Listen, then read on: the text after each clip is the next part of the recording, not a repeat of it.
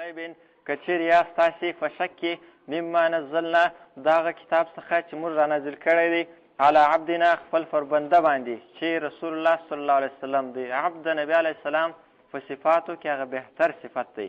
نو فأتو تاسې راتلل وکئ بصورة په یوه صورت سره من مثلې په شان د دې قرآن کریم که دا رښتیا نه بولئ نو د دې قرآن کریم په رقم فصاحت والا یو صورت راوړئ.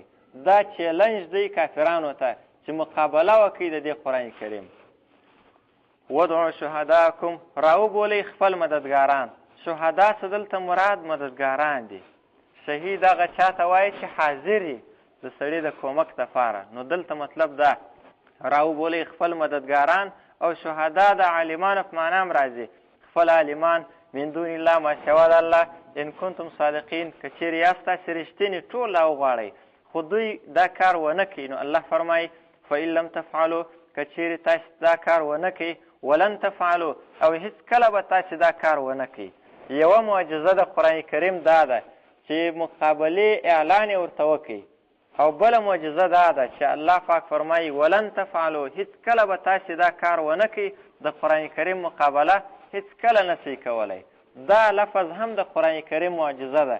تر اوسه پورې چې څومره کافران تېر سوي دي هېڅوک داسې کس نه دی پیدا سوی چې هغه دې رامخته سوی او دا دې ویلي چې زه د قرآن کریم مقابله کوم. نو دا د قرآن کریم یوه غټه معجزه ده. ولن تفعلوا او هېڅکله به تاسې دا کار ونه کوي.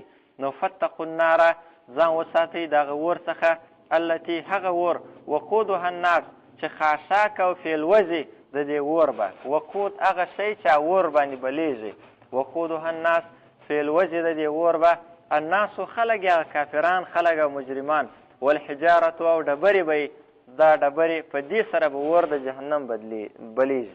د دنیا اور ډبره نه سوځوي د آخرت اور به یې سوځوي. اعدت چې تیار سوی دی دغه اور للکافرین دپاره د کافرانو. اصل تیار د کافر دپاره دی خو مؤمن چې عمل صحیح ونه کوي نو بیا غم ورځي.